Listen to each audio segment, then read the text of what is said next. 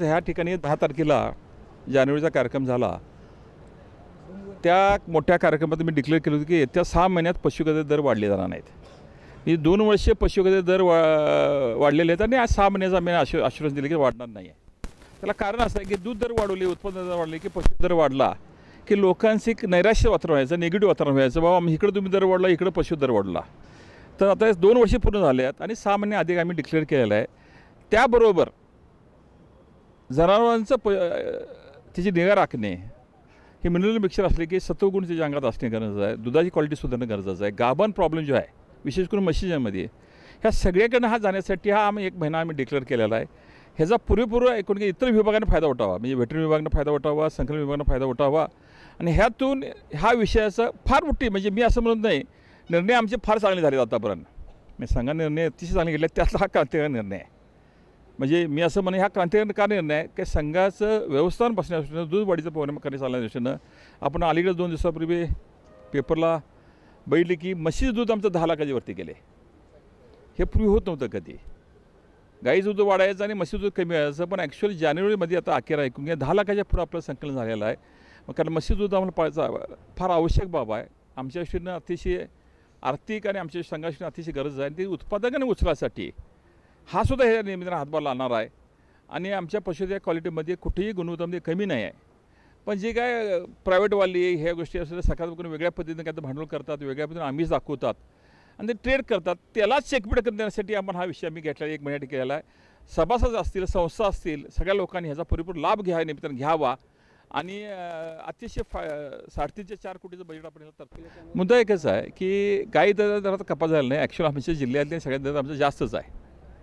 संघाला अनुदान जे केलं बंद केलं त्याचा परिणाम झाला आहे। 7 रुपये अनुदान संघ जे देत होतं, शासन बोलायला चुकलं मी, शासन ते नोव्हेंबर अखेरनंतर डिसेंबर द्यायला निघाल्यानंतर तो फरक पडलेला आहे। आम्ही कधी दर कमीच केलेलं नाही गाईचे, ते अनुदान प्रलंबित झालं किंवा तिने थांबवलं ह्याच्यामध्ये डिफरन्स झाला आहे। माझ्या आजचा हा दिवस संघाच्या अतिशय महत्त्वाचा विषय आहे। बोर्डात अनेक चर्चा झाल्या, काय करावं काय करू नये, 31 मार्चला ठोस टाकायचा आणि पशुबद्दल रिबीट देण्यासाठी चर्चा झाली। रिबीट ह्या संस्थेला जातो, उत्पादनाला जात नाही, विषय ड्रॉप होतात आणि पैसे सरप्लस आहे, कारण खर्च टाकायचं असल्या कारणानं आर्थिक अंदाजे 4.5 कोटी काय जो असेल काय सर ही संकल्प का आली, तर जनावरं गाभण राहण्या दृष्टीनं, जनावरांची शरीर सुंदर दृष्टीनं, दूध वाढीच्या दृष्टीनं, फॅट आहे सगळ्या आपण हा खर्च करावा। ह्या नेत्याच्या कानामध्ये दिली मी त्याला माहिती दिली आणि संचालक अजून 28 विषय पास झाला आणि आपण 1 ते 28 हा विषय आपण मला वाटते आपण डिस्कस झालेला आहे। तर काही लोकांचे साहजिकच आहे, योजना काल अखेर काय लोकांनी काय पोथी घेतली असती, नॅचरल त्याला काय माहिती आहे उद्या योजनेचा जाऊ काय, तर आमचं कसं काय, तर तुम्ही मला असं म्हणायचं आहे की तुमचे व्हिडिओ असतील किंवा माणसं असतील तर त्याचं कसं आहे की आम्ही ह्यासाठी पोथी घेणार आहोत। तर तुम्हाला काय क्रेडिटचा विषय जरा देऊ शकला त्याचं असं म्हणा, आम्ही कालच शपथीची पोथी घेतल्या आणि आता तुमची स्कीम कळाली, आता आम्हाला हे पाहिजे आहे।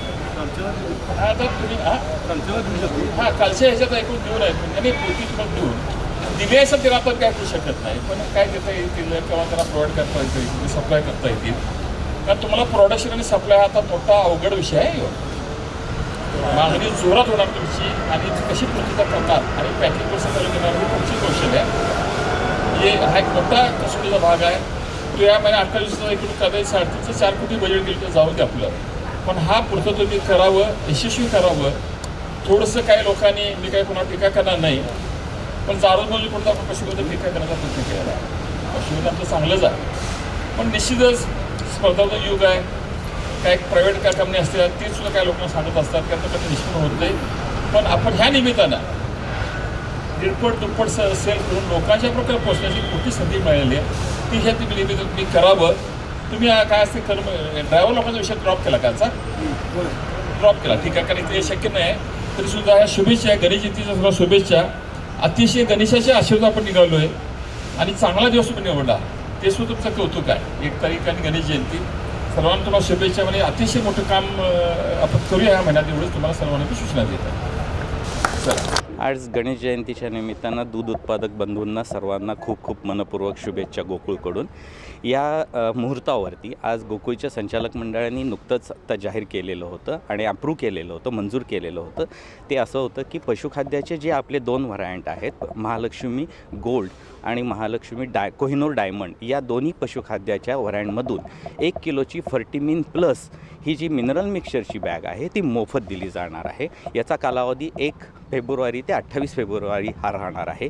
जेवढे दूध उत्पादक याच्यातून पशुखाद्याची खरेदी करतील त्यांना याच्यामधून हा जो पुडा आहे तो मोफत मिळणार आहे मिनरल मिक्सचरचा. याचा जास्तीत जास्त दूध उत्पादकांनी लाभ घ्यावा. त्याचा कारण असं आहे की गोकुळने नेहमीच दूध उत्पादकाचं दूध वाढवण्याच्यासाठी आणि त्याच्या गुणवत्ता टिकवण्यासाठी केलेले हे प्रयत्न आहेत.